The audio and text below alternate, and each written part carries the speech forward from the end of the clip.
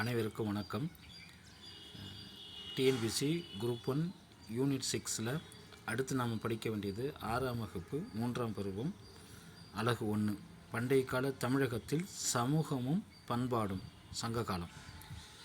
இதில் நம்ம அந்த சங்க காலத்திற்கான சான்றுகள் என்னென்ன இருக்குது அப்படிங்கிறத பார்க்க போகிறோம். அதுக்கு முன்னாடி இந்த பாக்ஸில் இருக்குது ஆறுமுக நாவலர் யாழ்ப்பாணத்தை சேர்ந்தவர், அடுத்தது தாமோதரம் பிள்ளை யாழ்ப்பாணத்தை சேர்ந்தவர், ஊவே சாமிநாத ஐயர் ஆகியோர் அரும்பாடுபட்டு பனை ஓலைகளில் எழுதப்பட்டிருந்த தமிழ் செவ்வியல் இலக்கியங்களையும் பண்டைய கால தமிழ் நூல்களையும் மீட்டு வெளியிடுவதில் பல ஆண்டுகள் செலவிட்டனர்.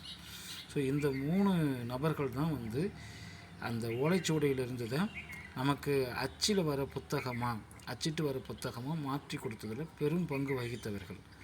இன்னமும் இந்த 17 கீழ்கணக்கு நூல்கள் ஒரே புத்தகமாக கிடைக்கும். ஒரு சில புத்தக கண்காட்சியில் பார்த்தோம்னா அதில் பார்த்திங்கன்னா இந்த தாமோதரம் பிள்ளை அப்படின்னு எழுதியிருப்பாங்க, அல்லது ஆறுமுக நாவலருடைய அவங்களுடைய அந்த தொகுப்பு இருக்கும்.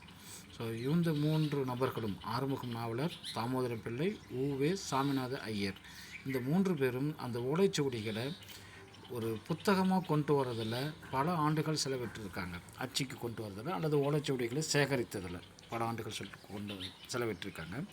அடுத்தது நம்ம அந்த சங்க காலத்துக்கான சான்றுகள் என்னென்ன இருக்குன்னா, கல்வெட்டுகள் இருக்குது. கல்வெட்டு என்னென்னா, கலிங்க நாட்டு அரசன் காரவேலனுடைய ஹதிகும்பா கல்வெட்டு, புகழூர் கரூருக்கு அருகில் இருக்கிற அந்த புகழூரில் இருக்கிற கல்வெட்டு, அசோகருடைய 2 மற்றும் 13ஆம் பேராணை கல்வெட்டு, அப்புறம் மாங்குளம், அழகர்மலை, கீழவளைவு ஆகிய ஊர்களில் உள்ள கல்வெட்டுகள். இதெல்லாம் சங்ககாலம் அப்படின்னு ஒன்று இருந்ததற்கான கல்வெட்டு சான்றுகள். அடுத்து செப்பேடுகள் அப்படின்னா வேள்விக்குடி மற்றும் சின்னமனூர் செப்பேடுகள். இது செப்பேடுகளுக்கான சான்றுகள், சங்க காலத்துக்கான சான்றுகள். அடுத்து நாணயங்கள்ங்கிறது சங்க காலத்தைச் சேர்ந்த சேர, சோழ, பாண்டிய அரசர்களும் குறுநில மன்னர்களாலும் வெளியிடப்பட்ட நாணயங்கள். அடுத்தது ரோமானிய நாணயங்களும் இதுக்கான சான்றுகள். பெருங்கற்கால நினைவு சின்னங்கள் அது எங்கே இருக்குன்னா, நம்ம தமிழ்நாட்டில் கிடைக்கிற புதைவிடங்கள், நடுக்கற்கள் நமக்கு தெரியும். யாராவது ஒரு வீரன் இறந்து போனால் அந்த நடுக்கல் நடுற பழக்கம், அல்லது மூதாதையர்கள் இறந்து போனால் நடுக்கல் நடுற பழக்கம் இருந்தது. ஸோ அந்த பெருங்கற்கால நினைவு சின்னங்களும் கிடைச்சிருக்கு, அந்த நடுக்கற்கள் மூலமாக கிடைச்சிருக்கு. அடுத்தது அகழ்வாய்விலிருந்து பொருட்கள் கிடைத்திருக்கு. அது எங்கெங்கன்னா ஆதிச்சநல்லூர், அரிக்கமேடு, கொடுமணல், புகார், கொற்கை, அழகன்குளம், உறையூர், இங்கிருந்து கிடைத்த அந்த பொருட்கள் நமக்கு சான்றாக கிடைச்சிருக்கு. அடுத்து இலக்கிய சான்றுகள் எதுனா தொல்காப்பியம், எட்டுத்தொகை, 10 பாட்டு, 17 கீழ்கணக்கு, பட்டினப்பாலை, மதுரை காஞ்சி, அப்புறம் காப்பியத்தில் சிலப்பதிகாரம், மணிமேகலை, இது எல்லாமே இலக்கிய சான்றாக கிடைச்சிருக்கு. இது இல்லாமல் அயல்நாட்டு குறிப்புகள் இருந்து நமக்கு என்னென்ன கிடச்சிருக்கு அப்படின்னா, எரித்திரிய கடலின் பெரிப்ளஸ், பிளானியின் இயற்கை வரலாறு, அடுத்தது தாலமியின் புவியியல், மெகஸ்தனிஸின் இண்டிகா, ராஜவலி, மகாவம்சம், தீபவம்சம், இந்த நூல்கள் இதெல்லாம் அயல்நாட்டவர்கள் மூலமாக கிடைக்கிற நமக்கு சான்றுகள் அப்படின்னு சொல்கிறாங்க. இந்த நூல்கள் மூலமாக இப்போ மெகஸ்தனிஸ் எழுதுனா இண்டிகா, இந்த ராஜவலி, மகாவம்சம், தீபவம்சங்கிறதெல்லாம் இலங்கையிலிருந்து நமக்கு கிடைத்த நூல்கள் அப்படின்னு சொல்கிறோம். இலங்கை மன்னர்களை பற்றி அவங்களுடைய இதிலிருந்து நமக்கு நிறைய தமிழ் சங்க காலத்தை பற்றி நிறையா நூல்கள் இருந்திருக்கு. ஸோ இந்த அயல்நாட்டு குறிப்புகள் மூலமா நமக்கு இது கிடைக்கிது. தொல்காப்பியம் ஒரு தமிழ் இலக்கண நூலாகும். அது சங்ககால தமிழ் மக்களின் மொழி, பண்பாடு ஆகியவற்றின் உயர்ந்த தரத்தை சுட்டி காட்டுகிறது அப்படின்னு சொல்லியிருக்காங்க. அடுத்து கால அளவு. இந்த சங்க காலங்கிறது எதுலேருந்து எது வரைக்கும் அப்படின்னா, கிமு 3ஆம் நூற்றாண்டு முதல் கிபி 3ஆம் நூற்றாண்டு வரை இதனுடைய கால அளவு. சங்க காலத்துடைய காலம் அப்படிங்கிறது நம்ம பாடப்புத்தகத்தில் கொடுத்துருக்கிறது என்னென்னா, கிமு 3ஆம் நூற்றாண்டுலேருந்து கிபி 3ஆம் நூற்றாண்டு வரைக்கும். அடுத்து தமிழகத்தின் புவியியல் பிறப்பு. அப்போ சங்க காலத்தில் அந்த புவியியல் பிறப்பு என்னென்னா, வடக்கே வேங்கடம், இப்போ இருக்கிற திருப்பதி மலை, அதிலிருந்து தெற்கே கன்னியாகுமரி, கிழக்கிலும் மேற்கிலும் கடல்கள். அப்போ அதாவது இப்போ இருக்கிற கேரளா, ஆந்திராவில் இருக்கிற அந்த திருப்பதி, கர்நாடகாவில் ஒரு சில பகுதிகள், இது எல்லாம் இணைந்தது தான் பண்டைய தமிழகமாக இருந்திருக்கு அப்படின்னு சொல்கிறோம். ஸோ கேரளாவில் இருக்கிறது இப்போ இந்த திருப்பதி மலை வரைக்கும், இந்த பக்கம் வங்காள விரிகுடா, அரபிக்கடல் வரைக்கும் இருந்தது தான் நம்மளுடைய பழைய சங்க காலத்தில் இருந்த தமிழகம். அடுத்தது காலம் அப்படின்னா, இந்த சங்க காலம் இரும்பு காலத்தை சார்ந்தது. பண்பாடு பெருங்கற்கால பண்பாடு அப்படின்னு சொல்கிறோம். அரசுரிமை முடியாட்சின்னா நமக்கு தெரியும், மன்னர் ஆட்சி. அடுத்தது ஆட்சி புரிந்த அரச வம்சங்கள் அப்போ இருந்த பேரரசுகள் யாருன்னா சேரர், சோழர், பாண்டியர். கலிஃபோர்னியா பல்கலைக்கழகத்தின் தமிழ் பேராசிரியர் ஜார்ஜ் எல் ஹார்ட் என்பவர் தமிழ் மொழியானது லத்தீன் மொழியின் அளவிற்கு பழமையானது, லத்தீன் எந்த அளவுக்கு பழமையானதோ அந்த அளவுக்கு தமிழ் மொழியும் பழமைன்னு சொல்லியிருக்கார் என்ற கருத்தை அவர் சொல்லியிருக்கார். ஏனைய மொழிகளின் செல்வாக்கிற்கு உட்படாமல் முற்றிலும் சுதந்திரமாக ஒரு மரபாக உருப்பெற்றுள்ளது அப்படின்னு சொல்லியிருக்கார். அடுத்தது சேரர். இந்த சேரர் அப்படின்னு நம்ம முதல்ல சொல்கிறோம். சேர, சோழ, பாண்டியர் சொல்கிறோம். சேரர்கள் சங்க காலத்தின் போது மூவேந்தர்களில் தமிழக பகுதியை ஆட்சி செய்திருந்தவர்கள் முக்கியமானவங்க இந்த சேரர். வேந்தர் என்ற சொல் சேரர், சோழர், பாண்டியர் அந்த 3 பேற்றை மட்டும்தான் குறிக்கும். மீதியெல்லாம் வேளிர் அப்படின்னு சொல்லி நம்ம சொல்லியிருந்தோம். குறைநில மன்னர்களாக வேளிர்னு சொல்லியிருந்தோம். சேரர்கள் தமிழகத்தை சார்ந்த மத்திய மற்றும் வடக்கு திருவாதங்கூர், கொச்சி, தெற்கு மலபார், கொங்கு மண்டலம் ஆகிய பகுதிகளை ஆட்சி செய்திருக்காங்க. 10 அப்படிங்கிற நூல் சேர அரசர்களை பற்றிய செய்திகளை வழங்குகிறது. அதில் முதல் 10 கடைசி 10 கிடைக்கல. நடுவில் இருக்கிற 8, 10 ஒவ்வொரு 10 பாடல்களும் ஒரு அரசனை பற்றி புகழ்ந்துப்படுது. அதுதான் 10 அப்படிங்கிறது. சேரன் செங்குட்டுவன் வட இந்தியாவின் மீது படையெடுத்து சென்றார். சிலப்பதிகார காவிய பாத்திரமான கண்ணகிக்கு சிலை எடுப்பதற்காக அவர் இமயமலையிலிருந்து கற்களை கொண்டு வந்தார் என தெரிய வந்துள்ளது. பத்தினி தெய்வ வழிபாட்டை அவர் அறிமுகம் செய்தார். இளங்கோவடிகள் சேரன் செங்குட்டுவனின் தம்பி ஆவார். அவர்தான் சிலப்பதிகாரத்தின் ஆசிரியர். சேரல் இரும்புரை எனும் அரசன் தனது பெயரில் நாணயங்களை வெளியிட்டார். ஸோ இது கேட்குறதுக்கு தனது பெயரில் நாணயங்களை வெளியிட்ட சங்ககால சேர அரசர் யார் அப்படின்னா சேரல் இரும்புரை. சில நாணயங்களில் அவரின் சின்னமான வில்லும் அம்பும் பொறிக்கப்பட்டிருந்தன. இதில் சேரர்களில் முக்கியத்துவம் வாய்ந்த அரசர்கள் யாருன்னா உதயன் சேரலாதன். அவன் ஒரு மிகப்பெரிய அந்த மகாபாரத போர் சமயத்தில் கூட அனைவருக்கும் உணவு அளித்ததாக ஒரு இலக்கிய குறிப்பு சொல்கிறாங்க. பெருஞ்சோற்று உதயன் சேரலாதன் அப்படின்னு சொல்கிறாங்க. அதுக்கடுத்து இமயவர்மன் நெடுஞ்சேரலாதன். இமயவர்மன்னா இமயமறை படையெடுத்து சென்று வெற்றி கொண்டவன் அப்படின்னு அர்த்தம். இமயவர்மன் நெடுஞ்சேரலாதன். அடுத்தது சேரன் செங்குட்டுவன், சேரல் இரும்புரை. இதெல்லாம் முக்கியத்துவம் வாய்ந்த சேர அரசர்கள். அடுத்தது சோழர்கள். சோழர்கள் சங்க காலத்தில் சோழ அரசு வேங்கடம் திருப்பதி மலைகள் வரை விரிந்திருந்தது. காவிரி கழிமுக பகுதி சோழ நாட்டின் மையப்பகுதியாக இருந்தது. பின்னர் சோழ மண்டலம் என்று அறியப்பட்டது. சோழர்களில் மிகவும் புகழ்பெற்றவர் கரிகால் பெருவளவன் அல்லது கரிகாலன் என்று அழைக்கப்படுகிற அந்த சோழ மன்னன் தான் மிகச்சிறந்த மிகவும் புகழ்பெற்ற ஒரு அரசனாக இருக்கார். அவர் தன்னை எதிர்த்து சேர, சோழர், பாண்டியர்களை ஆதரித்த 11 வெளியர்குழு கூட்டுப்படைகளை தஞ்சாவூர் பகுதியில் உள்ள வெண்ணி என்னும் சிற்றூரில் தோற்கடித்துள்ளார். வெண்ணிப்போர் அப்படிங்கிற இடத்துல சேரர், சோழர் அது கூட 11 வேளிர்குழு கூட்டுப்படைகளை அவர் தோற்கடிச்சிருக்கார். அதுதான் வெண்ணிப்போர் அப்படின்னு சொல்கிறோம். அவர் காடுகளை விளைநிலங்களாக மாற்றினார். வேளாண்மை மேம்படுத்துவதற்காக காவிரி ஆற்றின் அருகே கல்லணையை கட்டினார். உலக புகழ்பெற்ற கல்லணை, உலகத்தில் மிக பழமையான அணைகளில் கல்லணையும் ஒன்று. சோழர்களின் துறைமுகமான புகார் இந்திய பெருங்கடலின் பல பகுதியிலிருந்து வணிகர்களை அதன்பால் ஈர்த்தது. பட்டினப்பாலை என்னும் 14 கீழ்கணக்கு சார்ந்த நூல் கரிகாலனின் ஆட்சியின் போது அங்கு நடைபெற்ற வணிக நடவடிக்கை பற்றி விரிவான செய்திகளை வழங்குகிறது. கரிகாலனுடைய ஆட்சியை பற்றி விரிவாக செய்தி சொல்கிற ஒரு நூல் எதுனா பட்டினப்பாலை அப்படின்னு சொல்கிறாங்க.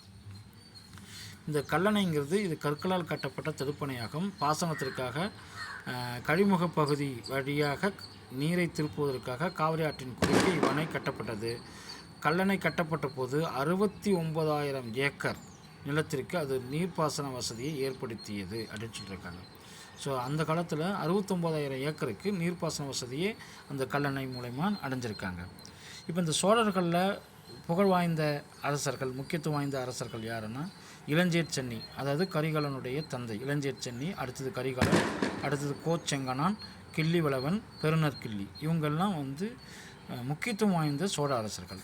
அடுத்தது பாண்டியர்கள். பாண்டியர்கள் இன்றைய தென் தமிழகத்தை ஆட்சி செய்தனர். பாண்டிய அரசர்கள் தமிழ் புலவர்களையும் அறிஞர்களையும் ஆதரித்தனர். சங்கம் வைத்து தமிழ் வளர்த்த பாண்டியர்கள் அப்படின்னு சொல்கிறோம். பல பாண்டிய அரசர்கள் சங்க இலக்கியங்களில் பாண்டிய அரசர்களை பற்றி சங்க இலக்கியங்கள் சொல்லுது. நெடுஞ்செழியன் மிகவும் புகழ்பெற்ற போர் வீரராக போற்றப்படுகிறார். அவர் சேர, சோழர் இந்த சேர சோழ படை கூட 5 வேளிர் படையும் சேர்ந்து ஒரு கூட்டுப்படையை தலையாலங்கானம் அப்படிங்கிற இடத்துல தோற்கடிச்சிருக்கார். அதனால தான் அவருக்கு பேர் தலையாலங்கானத்து செருவென்ற பாண்டிய நெடுஞ்செழியன் அப்படின்னு சொல்லியிருக்காங்க. அவர் கொற்கையின் தலைமகன் என போற்றப்படுகிறார். கொற்கையின் தலைமகன் என போற்றப்படுவர் யார் கேட்டால் இந்த நெடுஞ்செழியனை சொல்லலாம். அடுத்தது பாண்டிய நாடு முத்து குளிப்பதற்கு புகழ் பெற்றது. பாண்டிய அரசர்கள் பல நாணயங்களை வெளியிட்டார்கள். அவர்கள் நாணயங்களில் ஒரு புறத்தில் யானையும் மறுபுறத்தில் மீனின் உருவத்தையும் கொண்டிருக்கும். முதுகுடுமி பெருவழுதி என்ற பாண்டிய அரசர் பல வேத வேள்விகளை நடத்தி கொண்டாடும் விதமாக நாணயங்களை வெளியிட்டிருக்கிறார். அது வேத வேள்விகளை கொண்டாடிய நாணயங்களை வெளியிட்டவர் யார் அப்படின்னா முதுகுடி பெருவழுதி என்ற பாண்டிய அரசர். இந்த மூவேந்தர்கள் சூடிக்கொண்ட பட்டங்கள், மூவேந்தர்களுக்கும் தனித்தனி பட்டங்கள் இருக்குது. இப்போ இதில் ஆதவன், குட்டுவன், வானவன், இரும்புரை இது எல்லாம் சேர அரசர்களுக்கான பட்டங்கள். அடுத்தது சென்னி, செம்பியன், கிள்ளி, வளவன் இந்த பட்டங்கள் சோழ அரசருக்கான பட்டங்கள். மாறன், வழுதி, செழியன், தென்னவர் இது பாண்டிய அரசருக்கான பட்டங்கள். இந்த பட்டங்களை மூவேந்தர்களும் சூடிக்கொண்டார்கள். அடுத்து முக்கியத்துவம் வாய்ந்த பாண்டிய அரசர்கள் யார் யாருன்னா நெடியோன், நன்மாறன், முதுகுடி பெருவழுதி, நெடுஞ்செழியன். முதுகுடுமி பெருவழுதி, நெடுஞ்செழியன், நெடியோன், நன்மாறன் இவங்கெல்லாம் சங்க காலத்தில் இருந்த முக்கியமான புகழ் வாய்ந்த பாண்டிய அரசர்கள். அடுத்தது அரசுரிமை சின்னங்கள். இந்த செங்கோல், முரசு, வெண்கொற்றக்கொடை ஆகியெல்லாம் அரசுக்கான சின்னங்களாக இருந்தது. இது இல்லாமல் அவங்க ஒவ்வொருத்தருக்கும் சேரர்னா அவங்களுக்கான மாலை பனம்பூ மாலை, துறைமுகம் முசிறியும் தொண்டியும், தலைநகர் வஞ்சி, கரூர், சின்னம் வில்லம்பு. அடுத்தது சோழர்கள் அத்திப்பு மாலை, அவங்களுக்கான துறைமுகம் புகார், இவங்களுக்கான தலைநகர் உறையூர், புகார் நகரம். அடுத்தது இவங்களுக்கான சின்னம் புலி. பாண்டியர்கள் இவங்களுக்கான மாலை வேப்பம்பூ மாலை, இவங்களுக்கான துறைமுகம் கொற்கை, தலைநகர் மதுரை, இவங்களுக்கான சின்னம் மீன் சின்னம், 2 மீன்கள் இருக்கிற மாதிரி. அடுத்தது குறுநில மன்னர்கள் ஆய், வேளிர், கிழார் இவங்க எல்லாம் இப்படி சொல்கிறாங்களா குறுநில மன்னர்கள். முடிசூடிய 3 அரசர்களை தவிர பல சுதந்திரமான நெஞ்சிறுமிக்க சிறிய குறுநில மன்னர்கள் இருந்தாங்க. நம்ம ஏற்கனவே பார்த்துருக்கோம். குறுநில மன்னர்கள் அப்படிங்கிறது ஒரு குறிப்பிட்ட பகுதியை ஆட்சி செஞ்சாங்க. நாடு அப்படிங்கிற ஒரு பிரிவை சார்ந்தவர்கள். பெரும்பாலும் இவங்க மலை பிரதேசங்களை ஆட்சி செய்தவர்களாக இருந்தார்கள் இந்த குறுநில மன்னர்கள். பெரும்பாலும் சிலர் சமவெளி பிரதேசத்தில் இருந்தாங்க. அடுத்தது இந்த புகழ்பெற்ற வேளிர்களில் கடையேழு வளர்களான பாரி, காரி, ஓரி, பேகன், ஆய், அதியமான், நல்லி ஆகியோர் இதில் இருந்திருக்காங்க. குறுநில மன்னர்களாக இருந்திருக்காங்க. அவர்கள் தமிழ் புலவர்களை பெருந்தன்மையுடன் தாராளமாக ஆதரித்தமைக்காக புகழ்பெற்றவர்கள் அவர்கள். கிழார் என்பது கிராம தலைவர், ஒரு சிறு பகுதிக்கான தலைவர் அப்படிங்கிறது தான் கிழார். இப்போ சங்ககால ஆட்சி அமைப்பு அதில் முதல்ல அரசுரிமை அப்படிங்கிறது என்னென்னா, அரசுரிமை பரம்பரையானது. அதாவது அப்பா அரசராக இருந்தால் அதுக்கடுத்தது அவங்களுடைய மகன்கள் யாராவது அரசராக இருப்பாங்க. அதாவது பரம்பரையாக அவங்க தான் அரசராக இருந்தாங்க. அரசர் கோ என்று அழைக்கப்பட்டார். கோன்னா அரசன் அப்படின்னு அர்த்தம். அது கோன் என்னும் சொல்லின் சுருக்கமாகும். வேந்தன், கோன், மன்னன், கொற்றவன், இறைவன் என்றும் வேறு பெயர்களால் அரசர் அழைக்கப்பட்டார்கள். பொதுவாக ஆட்சி புரிந்து கொண்டிருக்கும் அரசர்களில் மூத்த மகனை அடுத்து அரியணை ஏறினார். பெரும்பாலும் அப்படி இருந்தது. ஒரு சில இடத்துல இளைய மகனும் அரியணை ஏறியிருக்காங்க. பட்ட சூட்டப்படும் விழா அரசு கட்டிலேறுதல் அல்லது முடிசூட்டு விழா அப்படின்னு அழைச்சாங்க. பட்டத்து இளவரசர் கோமகன் எனவும் அவருக்கு இளையோர் இளங்கோ, இளஞ்செழியன், இளஞ்சேரல் எனவும் அழைக்கப்பட்டனர். பட்டத்து இளவரசன்னா அடுத்தது பட்டம் சூட்டிக்கொள்ளவும் தான் பட்டத்து இளவரசர். இளவரசர்கள் நிறைய பேர் இருக்கலாம். பட்டத்து இளவரசருங்கிறது அடுத்து அரசனாக போகிற பட்டத்தை பெற்றவன் அப்படின்னு அர்த்தம். அரசர் தினந்தோறும் அரசவை, அதுதான் நாளவை அப்படின்னு சொல்கிறாங்க. அதை தினந்தோறும் கூட்டினார். அங்கு அவர் விவாதங்கள் செவிமடித்து அனைத்து வழக்குகளையும் தீர்த்து வைத்தார். அரசின் வருமானம் வரிகள் மூலம் பெறப்பட்டன. நிலவரியே வருவாயின் முக்கிய ஆதாரம். அது இறை என்று அழைக்கப்பட்டது. நிலவரிக்கான பெயர் இறை என்று அழைக்கப்பட்டது. இது தவிர சுங்கவரி, கப்பம், தண்டம் ஆகியவற்றையும் வசூல் செய்தது. அரசர்களும் வீரர்களும் வீரக்கடல் அணிந்திருந்தனர். அதன் மீது அணிந்திருப்பவரின் பெயரும் அவரின் சாதனைகளும் பொறிக்கப்பட்டிருந்தன. ஒற்றர்கள் நாட்டுக்குள் நடப்பவற்றை மட்டுமல்லாமல் வெளிநாடுகளில் நடப்பவற்றையும் தெரிந்து கொள்ள பயன்படுத்தப்பட்டனர். ஒற்றர்கள், தூதுவர்கள். நம்ம போன வீடியோவில் நம்ம இதை பற்றி சொல்லியிருந்தோம். தூதுவர் வேறு, ஒற்றவர் வேறு அப்படின்னு சொல்லியிருந்தோம். தூதுவருங்கிறது அதாவது ஒரு போர் சமயத்தில் ஒரு நாட்டுக்கு இன்னொரு நாட்டுக்கும் தூது சொல்கிறது, அல்லது செய்திகளை இப்போ இங்கேருந்து அனுப்பி அந்த செய்திகளை அங்கே சொல்கிறது, இதுக்கு பயன்படுவர் தூதுவர். ஒற்றருங்கிறது ரகசிய உளவாளி அப்படின்னு சொல்லி ரகசியமாக அந்த நாட்டில் நடக்கிறது, அல்லது படை எப்படி இருக்குது அப்படின்னு தெரிஞ்சுக்கிறது, அவங்க நம்ம நாட்டு மீது போர் தொடுக்கிறதுக்கு ஆயத்தமாக இருக்காங்களோ தெரிஞ்சுக்கிறது, இதுக்கு பயன்படுறவங்க ஒற்றர்கள். புறமுதுகில் காயமடைந்து புறமுதுகில் காயமடைவது அவமானமாக கருதப்பட்டது. போரின் போது புறமுதுகில் காயம்பட்டதற்காக அரசர்கள் சாகுமுறை உண்ணாவிரதம் இருந்து உயிரை மாய்த்து கொண்ட நிகழ்வுகளும் உண்டு அப்படின்னு சொல்லியிருக்காங்க. அடுத்து சபை. சபைங்கிறது அரசருடைய சபை, அரசபை அப்படின்னு சொல்கிறோம். அவருடைய அந்த அரசர் அமர்றதை வந்து அரையணை அப்படின்னு சொல்லுவாங்க, அரியணை அப்படின்னு சொல்லியிருக்காங்க. அரியணை அப்படிங்கிறது அரசர் அமர்ந்த அந்த ஆசனம். அரசவையில் அரசரை சுற்றியும் அதிகாரிகளும் சிறப்பு விருந்தினர்கள் அவைப்புலவர்கள் ஆகியோர் வீற்றிருந்தனர்கள். அரசர்கள் 5 வித கடமைகளை செய்தனர். கல்வி கற்பதை ஊக்குவிப்பது, சடங்குகளை நடத்துவது, பரிசுகள் வழங்குவது, மக்களை பாதுகாப்பது, குற்றவாளிகளை தண்டிப்பது. இதுதான் அந்த 5 வகையான கடமைகள். தூதுவர்கள் அரசரால் பணியில் அமர்த்தப்பட்டனர். தூதுவர்கள் முக்கியமான பங்கு வகித்தனர். அரசுக்கு நிர்வாகத்தில் பல அதிகாரி குழுக்கள் இருந்தாங்க. அவங்க 50 குழு, 5 உறுப்பினர்களை கொண்ட குழு. அடுத்தது என்பேராயம் 8 உறுப்பினர்களை கொண்ட குழு என 2 குழுக்களாக பிரிக்கப்பட்டு இருந்தது அப்படின்னு சொல்கிறாங்க. அப்புறம் படையை பொறுத்தளவுக்கு 4 படைகள். தானிய தலைவர் அப்படின்னா படைத்தலைவன் அப்படின்னு சொல்லி பேர். இப்போ அவங்க வந்து ஆயுதங்கள் வந்து வாள், கேடயம் இதெல்லாம் வச்சுருந்தாங்க. ஈட்டி, வில், அம்பு அதெல்லாம் வச்சுருந்தாங்க. அந்த எதிரின் மீது ஏவுகணை போன்று வீசப்படுவதாகும். எதுன்னா தோமரம் எனப்படுவது சற்று தொலைவிலிருந்து எதிரின் மீது ஏவுகணை போன்று வீசப்படுவதாகும். ஸோ ஏவுகணை போன்றது எதுன்னு கேட்கும்போது தோமரம் அப்படின்னு சொல்லலாம். அடுத்தது இதெல்லாம் சேகரித்து இந்த ஆயுதங்கள் வச்சுருக்க அந்த இடத்துக்கு பேர் படைக்கொட்டில் அப்படின்னு சொல்லியிருந்தாங்க. அடுத்தது இந்த அரண்மனையை சுற்றி அகலமான அகழிகள் வந்து இருந்தது. போர் முரசும் கடவுளாக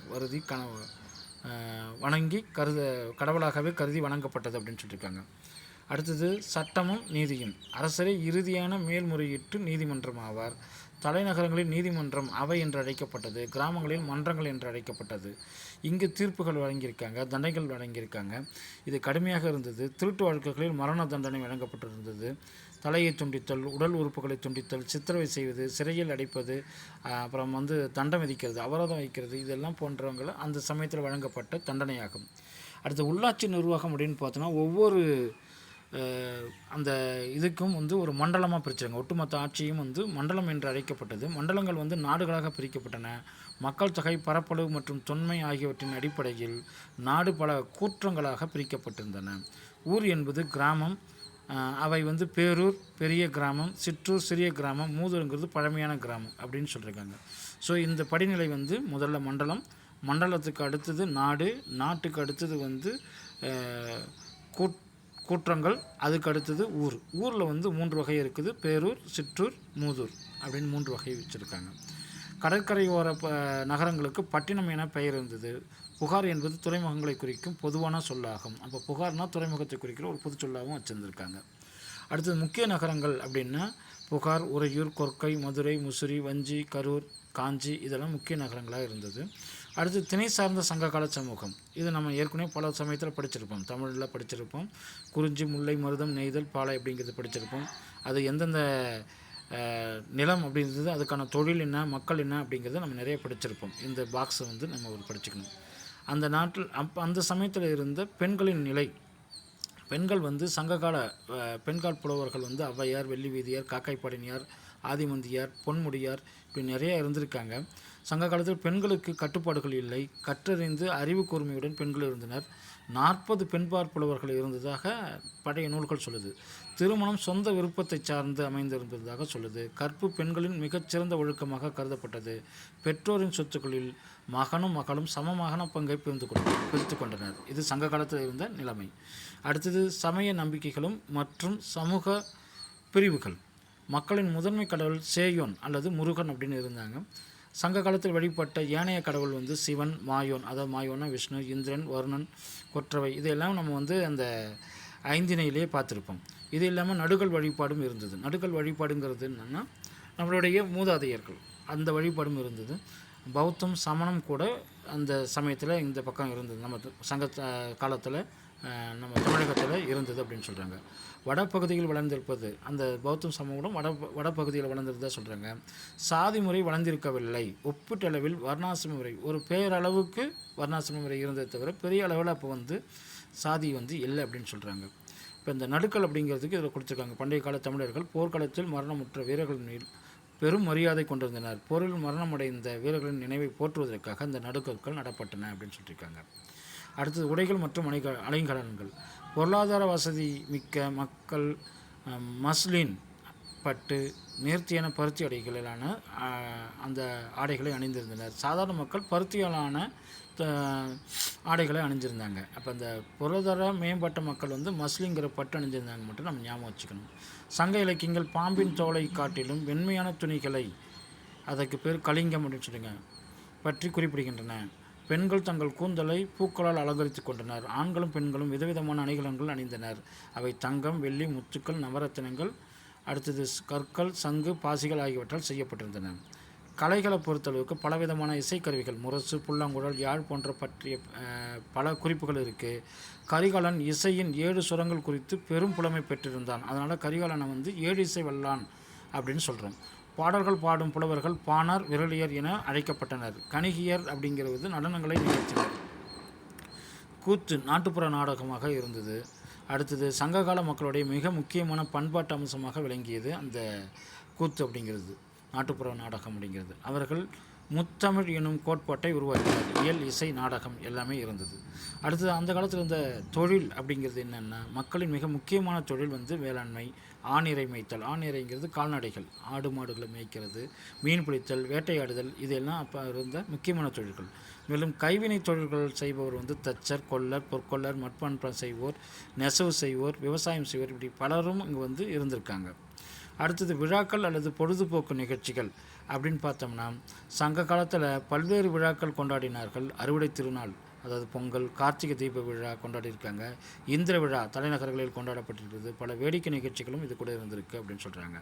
நடனமாடுதல், எருது சண்டை, சேவல் சண்டை, தாயமாடுதல், வேட்டையாடுதல், மல்யுத்தம் செய்தல், ஊஞ்சலாடுதல் ஆகியன அப்போ இருந்த விளையாட்டுகளில் சொல்கிறாங்க. குழந்தைகள் பொம்மை வண்டிகளை ஓட்டியும் மணல் வீடு கட்டியும் விளையாடுறதா சொல்கிறாங்க. அடுத்தது வணிகம். வணிகத்தை பொறுத்தவரைக்கு வணிகம் உள்ளூர் வெளிநாடுகளிலும் வணிகம் சிறந்து இருந்தது. அந்த வணிகத்தை உள்ளூர், உள்நாட்டில் மற்றும் கடற்கடந்த வணிகம் அப்படின்னு 3 நிலைகளில் நடைபெற்றதாக சொல்கிறாங்க. இந்த காலத்தில் தமிழகம் மேற்கொண்ட விரிவான மற்றும் லாபகரமான வெளிநாட்டு வணிகம் தமிழ் மக்கள் சிறந்த கடலோடிகள் என்பதை மெய்ப்பிக்கிறது. கடற்கரையோரமாக பொருட்களை பாதுகாப்புக்காக வைக்கப்பட்டிருந்த சேமிப்பு கிடங்குகள் வந்து முக்கிய துறைமுகங்களில் கலங்கரை, இலங்குச்சுடர் அப்படின்னு சொல்கிறாங்க. ஒளி விளக்கு கோபுரங்கள் இதில் இருந்தன அப்படின்னு சொல்கிறாங்க. வணிகர்கள் தங்கள் விற்பனை பொருட்களை பல இடங்களுக்கு எருதுகள் பூட்டிய வண்டிகளில் எடுத்து சென்றனர். பண்டமாற்று முறை பரவலாக வழக்கத்தில் இருந்தது.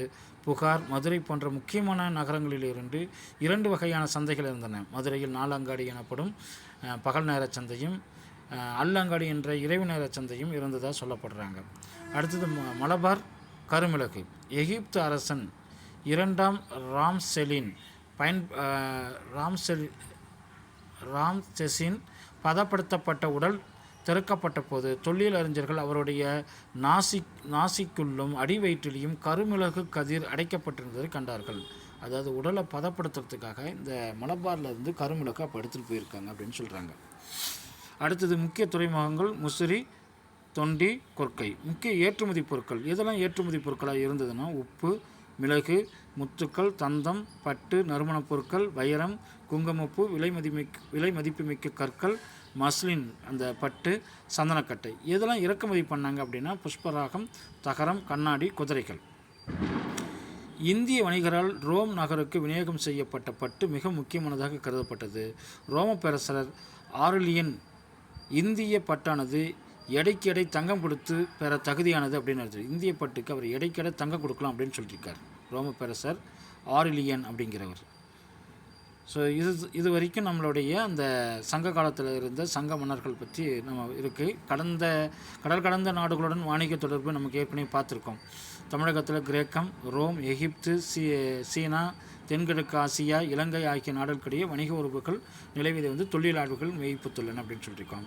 அடுத்து முசிறி, முதல் பேரங்காடி. முசிறியில் வந்து பேரங்காடி. அப்போ இப்போ இருக்கிற நம்ம பெரிய கடைகளுக்கு ஒப்பீட்டளவில் சொல்கிறாங்க. இந்தியாவின் முதல் பேரங்காடி அப்படின்னு சொல்கிறாங்க. ரோம் நாட்டை சார்ந்த மூத்த பிளினி தன்னுடைய இயற்கை வரலாறு நேச்சுரல் ஹிஸ்ட்ரி எனும் நூலில் முசிறியை இந்தியாவின் முதல் பேரங்காடி அப்படின்னு சொல்கிறார். ரோமாபுரி மன்னர்கள் ரோமானியரின் குடியிருப்பு இருந்த முசிறியில் அகஸ்டஸ் கடவுளுக்கு கோவில் ஒன்று கட்டப்பட்டிருந்ததாகவும் சொல்கிறாங்க.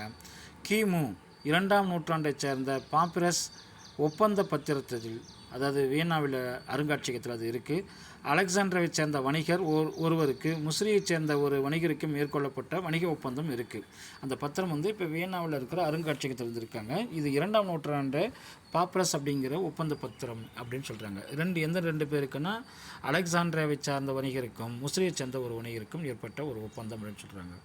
அடுத்தது களப்பிரர்கள் ஆட்சி. களப்பிரர்கள் ஆட்சியில் வந்து நிறைய, அதாவது இது சங்க காலத்துக்கு அடுத்து வருது. அதனால் அந்த சங்க காலத்தில் இந்த களப்பிரர்கள் ஆட்சி பெரும்பாலும் நம்ம படிக்க வேண்டிய அவசியம் இருக்காது. அப்படி இல்லைனாலும் இந்த பகுதியை நீங்கள் படிச்சிங்க. இந்த பகுதியை சங்க காலங்கிறது களப்பிரர்கள் ஆட்சி சங்க மருவிய காலத்தில் வருது.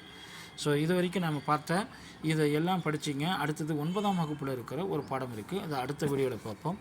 நன்றி, வணக்கம்.